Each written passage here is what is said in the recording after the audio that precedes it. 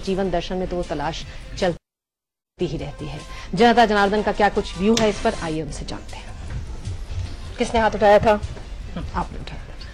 बताइए सर, कैसे देखते हैं आप पूरी इस विज्ञान की खोज को और हमारे अपने अंदर की जो शक्ति है, हमारी जो आस्थाएं हैं, उनके बीच में क्या कोई सामंजस्य नजर आता है या दोनों अलग अलग कहीं नजर आते हैं? खोज से किसी भी चीज की है, लेकिन उसमें बाढ़ भी आ जाती है, इतना नुकसान हो जाता है दुनिया में, तो उसको विज्ञान क्यों नहीं रोक सकता? ये भी तो आकाश से आती है, ऊपर से आती है। जैसे भूकंप आता है तो उसका भी तो कोई समाधान निकालना चाहिए विज्ञान को। इन चीजों से फायदा क्या है? जो चीज ढूंढ रहे हैं उससे उनका हमें क्या मिलेगा?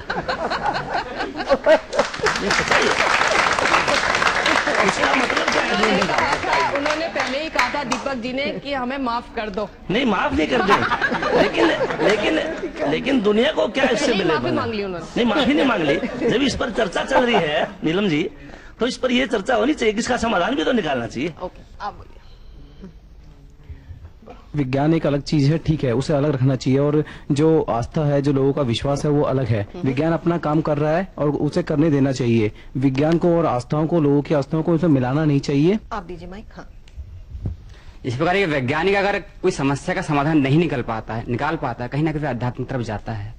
चाहे आजकल के डॉक्टर हो या मौलवी हो, और बात करते हैं शिक्षा जगत में से विज्ञान की, तो कहीं नहीं शिक्षा जगत का भी कहीं ना कहीं अंश है जो अध्यात्म को कहीं ना कहीं सर्वोपरि रखता है। और जब विज्ञान की बात करते हैं, वैज्ञानिक तर्क के साथ बात को करता है, लेकिन अध्यात्म उसी बात को उससे पूर्व कई वर्ष पहले कह चुका होता है। विज्ञान और दर्शन दोनों हमारे जीवन के लिए बहुत जरूरी है। अगर हम इन दोनों को इकट्ठा लेकर चलें तो ज्यादा अच्छा होगा, बजाय कि इन दोनों में कमियां ढूंढें। नेगेटिव पार्ट छोड़ के अगर हम पॉजिटिव ढूंढे तो ज्यादा अच्छा है। और किसने हाथ उठाया था? एक फिलोसोफर है जो अथीस्ट है जी, वो उनका कहना है कि जो हमारा जो पूरा यूनिवर्स है और आसपास की चीजें, ये फिजिकल क्वांटिटी है, एंड फिजिकल क्वांटिटी में एक दूसरे पे एक रिपेल होती हैं चीजें। उनका कहना है कि इस वजह से फ्री विल डजंट एग्जिस्ट, क्योंकि हमारी पूरी लाइफ एंड सारी चीजें डिसाइडेड होती हैं। अब विज्ञान जिस हिसाब से अभी डिस्कवरीज, फिजिकल लॉज डिस्कवर कर रहे हैं, अभी जो बात हुई है फिजिकल लॉज है, बायोलॉजिकल लॉज है, बहुत सारे कानून हैं जिससे सृष्टि गवर्न हो रही है। अब ये कैसे शुरुआत हुई, क्यों हुई, ये तो मुश्किल की बात है कि भाई मुर्गी या अंडा, चिकन और दही, how it became. And religion में लोगों ने बहुत कोशिश की समझाने की, अध्यात्म जरूर होगी, उसमें कोई दिक्कत नहीं है, लेकिन हमें कोशिश करनी चाहिए कि किन चीजों से हमारी गुर्बत खत्म हो, किन चीजों से हमारी जहालत खत्म हो, किन चीजों से, अगर आपके आध्यात्म से ये सारी चीजें होती है, मैं परम आध्यात्मिक बनने को तैयार हूँ। लेकिन अगर इनसे ये नहीं खत्म होती है तो हमें माफ कीजिए। अच्छा राधा वल्लभ जी, ये बताइए, जो हमारे मिथक हमने गढ़े हैं, सभ्यता के साथ साथ हमने कई मिथक गढ़े, क्या आपको लगता है कि जैसे जैसे विज्ञान आगे बढ़ रहा है हमारे मिथक टूटेंगे? टूटे भी हैं, क्या आपको लगता है ये और टूटेंगे? तो फिर अगर मिथक टूट जाएंगे तो फिर हमारी जिंदगियों में रस और भाव कहाँ से आएंगे? क्या आपको लगता है ये चीज होने वाली? मुझे नहीं लगता कि मिथक पूरी तरह से टूट सकते हैं और टूट जाएंगे, क्योंकि कुछ मिथक यदि टूटते हैं तो नए जमाने में नए मिथक जन्म लेते हैं जी। तो जो कुल मिलाकर की जो चर्चा अभी हो रही है कि अध्यात्म की जरूरत समाज को बनी रहेगी। अध्यात्म का मतलब है अपने भीतर देखना। मूल मान्यता जो दर्शन की है कि सच्चाई जुड़ी हुई है, एक दूसरे से चीजें जुड़ी हुई हैं, तो जो मेरे भीतर है वह बाहर है। यदि मैं अपने अंदर को समझ लेता हूं तो मैं बाहर को समझ सकता हूं। तो ये अपने आप में जो आत्मा का मिथक है, इसको कैसे तोड़ सकते हैं? क्योंकि मैं अपने भीतर सारी दुनिया को समझ सकता हूं, देख सकता हूं। सारी दुनिया का अक्स मेरे भीतर है, मेरा अक्स सारी दुनिया में। इस रूप में यदि हम देखते हैं, ये मिथक तो हमेशा बना रहेगा, क्योंकि फिर विज्ञान भी स्वीकार करेगा कि ये जो एक इंटरकनेक्टिविटी है यूनिवर्स में, उसको तो विज्ञान भी नहीं नेगेट करेगा। तो मिथक न पूरी तरह से कभी निरस्त किए जा सकेंगे और नए मिथक भी उत्पन्न होंगे। सोनल जी, जिस तरह से हम चांद की बात करें, मतलब चांद पे कितनी शायरी, कितनी कविताएं, लोगों ने क्या कुछ नहीं कहा, उसकी रूहानियत को जाके, उसकी खूबसूरती, लेकिन जब विज्ञान आता है वो कहता है साहब कुछ नहीं है, गड्ढे हैं उसमें बहुत बड़े बड़े अनइवन है, बहुत बड़ा सा बदसूरत एक ग्रह। तो ये सारी जो चीजें, क्या आपको लगता है कि ये कहीं हमारी चेतना से इनकी कहीं कोई लड़ाई चलती है जब वो इस तरह की बातें करते हैं, या हमारे लिए चांद का मिथक है और वो खूबसूरत तक इंटरनेट पे रहते हैं and they are not in touch with the what we call this reality. तो एक तरीके से आप देखिए तो काफी चीजें बदल रही हैं, बट जो मूलभूत है वो शायद नहीं बदलेंगी, not in our lifetime. उसके बाद की बात विकांत से। ओके, हमारे साथ में कुछ और यंगस्टर्स यहाँ बैठे हुए हैं जो अपनी अपनी बात कहना चाहते हैं। बहुत देर से आपने हाथ उठाया, बोलिए। दर्शन हमें एक अनंत है, उसके बारे में हम पता नहीं लगा पाते क्या है, लेकिन जो विज्ञान है उसे क्रमबद्ध रूप से हमें प्रस्तुत करता है कि वास्तव में ये है जो हमने हमारे पुराने लोगों ने कहा, सच्चाई प्रकट करता है विज्ञान। ओके, पीछे एक मिनट, जरा पीछे एक गर्ल्स बैठी हैं, इनसे हाँ बोलिए। मैम, जो कमी अध्यात्म में है वो विज्ञान पूरा कर देता है कि सच्चाई को बताकर उसमें, और जो चीज विज्ञान में कमी है वो हमारे अध्यात्म पूरा कर देता है। क्या बात, बहुत बढ़िया। मुझे लगता है कि विज्ञान और अध्यात्म दोनों एक ही हैं, लेकिन वो इसी उसमें लड़ते रहते हैं कि नहीं, उनकी लैंग्वेज एक ही है, जिसे स्पिरिचुअलिटी में बोला जाता है कि ग्रह कैसे एक साथ जुड़े हुए हैं। वो स्पिरिचुअलिटी बोलती है कि वो वर्ड्स से जुड़े हुए हैं, और साइंस बोलता है कि वो ग्रेविटेशनल फोर्स से जुड़े हुए हैं, लेकिन वो सिर्फ लैंग्वेज अलग है, चीज एक ही है।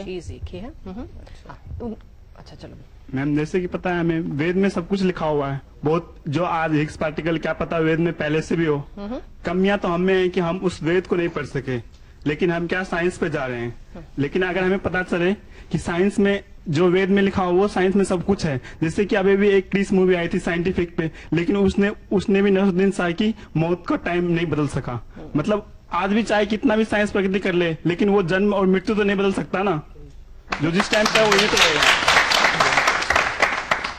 यस, सर ने एक बात कही थी कि जो हमारे पास ये हिग्स बोसेन है, जो भी ये गॉड पार्टिकल जो है, ये एक सेंट्रल पॉइंट है कि इसके बाद हमें इसकी सिर्फ छोटी छोटी चीजें निकालने हैं। तो मैं आपसे एक चीज पूछना चाहूंगी सर कि क्या ये हमारे पास लास्ट पार्टिकल है जिससे कि सब कुछ सामने आ जाएगा, या इसके बाद भी और बड़े बड़े पार्टिकल्स आ सकते हैं?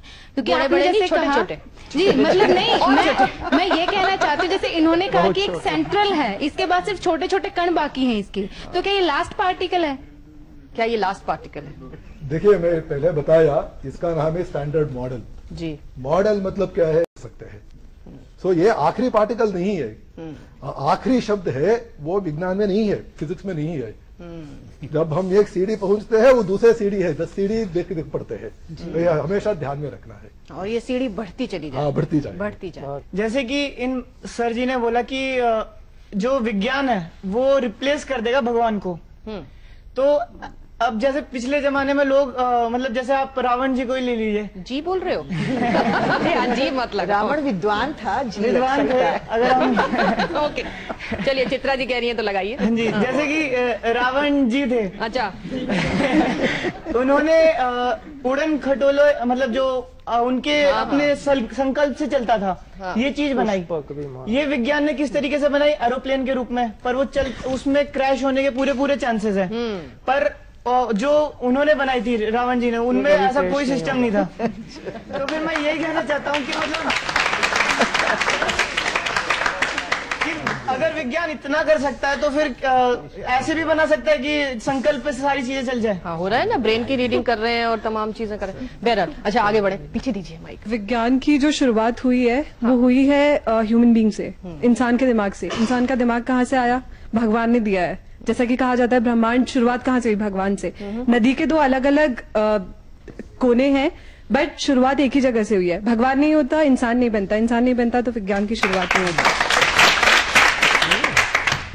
जो विज्ञान है वो हमारे नेचर की एक मॉडिफाइड फॉर्म है, यानी भगवान से ऊपर साइंस कभी नहीं जा सकती।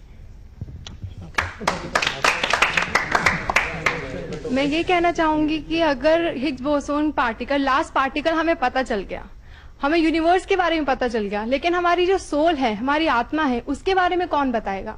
गॉड के बारे में कौन बताएगा? परमात्मा के बारे में कौन बताएगा? क्या कोई मुझे आंसर कर सकता है इसका? चित्रा जी, आप आंसर कर सकती हैं इसका?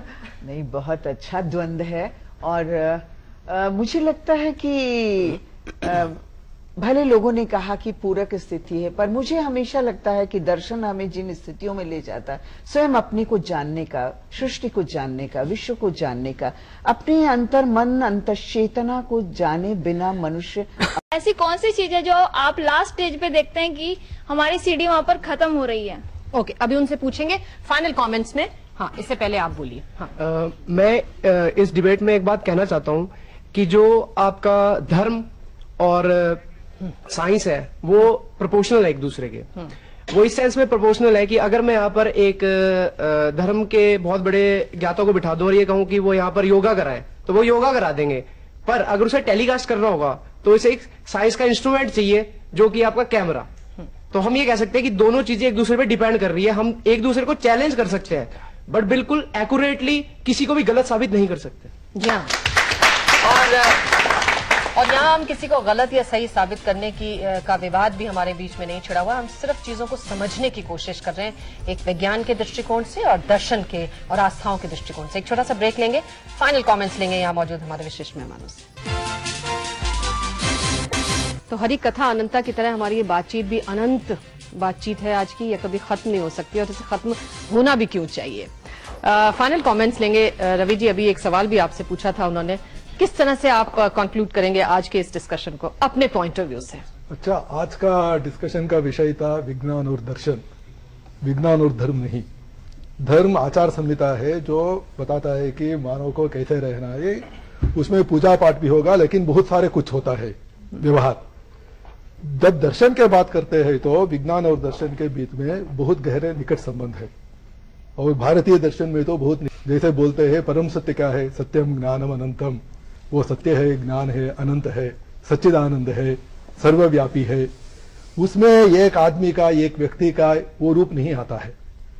सो हमें समझना ये चाहिए कि जो दर्शन में कहा गया है, जैसे भारतीय दर्शन में या पाश्चात्य दर्शन में भी विटगेनस्टाइन था, उसका फिलॉसफी था, प्लेटो का था, कांट का था। विज्ञान में हम जो खोज कर रहे हैं इससे कैसे संबंध पड़ता है, हम इसको कैसे समझ पाएंगे, ये पहली बात है। दूसरी बात यह है कि दर्शन का काम बहुत अगाध है। दर्शन क्या करता है, वो विज्ञान को युक्ति पूर्वक हो तो दिक्कत नहीं होगी, बहुत सारी समस्याएं सुलझने लगेंगी और आपको जीवन भी, अपना जीवन, समाज एक सुलझे हुए एक अलग दृष्टि से आप उसको देख पाएंगे और आंखों पर से पर्दा हटेगा। इसलिए युवा पीढ़ी के लिए बहुत जरूरी है खासतौर से नेहरू को, राम मोहन राय को याद करना। मैं समझता हूं कि इस पूरी चर्चा का निष्कर्ष हम एक स्वीकार करते हैं कि धर्म और कि विज्ञान और दर्शन एक दूसरे के पूरक हो सकते हैं। इसमें एक बात और मैं जोड़ना चाहूंगा कि जो बात विज्ञान बहुत समय के बाद अनेक प्रयोगों के द्वारा जिस निष्कर्ष पर पहुंचा है, यह संभव है कि दर्शन या अध्यात्म की दुनिया में अपने भीतर बैठकर ऋषियों ने उसको देख लिया हो। इसका बहुत बेहतरीन उदाहरण हम पाते हैं महाभारत में या स्मृतियों में या वेदों में।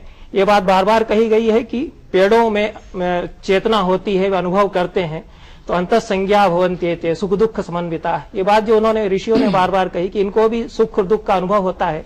फिर उसको अपने भीतर पेट करके उन्होंने देखा कि पेड़ हमारी तरह किस तरह से महसूस करता है, किस तरह से वो सांस लेता है, किस तरह से जिधर सूरज है उस तरफ फूल मुड़ जाते हैं, किस तरह से लता जो है वो अपने पेड़ को ढूंढ लेती है, भले ही वो कितनी ही दूर उसको हो। तो इस सारे लॉजिस्टिक्स को ला करके वो अपनी अंतर्दृष्टि से प्रमाणित करते हैं कि पेड़ों में चेतना है। अब इस निष्कर्ष पर फिर विज्ञान कई हजार वर्ष बाद यदि प्रयोगों से पहुंचता है तो इस अर्थ में ही एक दूसरे के पूरक होते हैं कि जो दर्शन और अध्यात्म की दुनिया में जो सच्चाइयां हम अपने भीतर देख पाते हैं, क्योंकि हमारे भीतर कहीं एक अंतर्दृष्टि है और हमारी चेतना कहीं ब्रह्मांड से जुड़ती है। यद पिंडे तद ब्रह्मांडे, जो मेरे भीतर सूक्ष्माति सूक्ष्म में है वही कहीं सारे कॉस्मोस में है। ये जो दर्शन सच्चाई बताता है, उसके कारण जो सच्चाई के चेहरे वो देखता है, उन तक कहीं प्रयोगों के द्वारा बहुत बाद में विज्ञान पहुंचता है। तो विज्ञान कहीं न कहीं पीछे पीछे आ रहा है दर्शन के, ऐसा मैं मानता हूं। जी चित्रा जी, फाइनल कमेंट। मुझे लगता है कि आपने जैसे आरंभिक वक्तव्य दिया था कि एक नदी की तरह नदी के दो किनारों की तरह दोनों है, दर्शन और विज्ञान। मुझे लगता है कि वो एक दूसरे के लिए एक पुल बनाएंगे, लेकिन अपने अपनी जगह अपनी तरह से इस सृष्टि में चलते हैं। पूर्णम अधः पूर्णमिदम, विज्ञान भी पूर्ण है, अध्यात्म दर्शन भी पूर्ण है, कला भी पूर्ण है। पूर्णमदः पूर्णमिदम पूर्णात् पूर्णम उदच्यते पूर्णस्य पूर्णम आदाय पूर्णम एवा अवशिष्यते। तो पार्टिकल भी राउंड राउंड ही होता है, कितना ही चाहे सूक्ष्म हो, लेकिन वो जो एक राउंडनेस है ब्रह्मांड की वो बरकरार रहती है सूक्ष्मात ही सूक्ष्म लेवल तक। I hope the scientist friends here agree. उसका भी चौरस तो शायद नहीं आया होगा, बट तो पूर्ण का जो एक पूर्ण की व्याख्या है, मुझे लगता है कि वो इसको समेट लेती है पूर्णतया, कि सारा आप ऐड करें, सब्ट्रैक्ट करें, उसको समझें ना समझें, आगे बढ़ें पीछे जाएं, लेकिन जो है सो है, वो वही रहेगा। आप किस बिंदु पे वहां खड़े हैं, बिल्कुल, और आपको क्या दिखता है, वो आपका प्रॉब्लम है या आपकी विशेषता है। जी हाँ, बिल्कुल, आपको क्या दिखता है और कौन सा अंश दिखता है। एक बहुत पुरानी कथा भी तो है कि 3 दृष्टिहीनों ने जब हाथी को हाथ लगाया तो किसी के हाथ में उसका कान आया, उन्होंने कहा कि ये तो कोई पंखा है, किसी के हाथ में पेट आया, उसने कहा ये तो बड़ा मटका है, किसी के हाथ में पांव आया, उसने कहा ये तो कोई खंबा है। शायद हम सब अपनी अपनी तरह से अपने अपना जितना हमारा विजन है उसी के हिसाब से अपने ब्रह्मांड को और पूरी सृष्टि को, अपनी आत्मा को देख पाते हैं, उतना ही हमारे लिए सच भी होता है। आज की चर्चा हम यहीं खत्म करेंगे। अगले हफ्ते एक नए विषय के साथ आपसे मुलाकात करेंगे। तब तक के लिए अनुमति दीजिए। नमस्कार।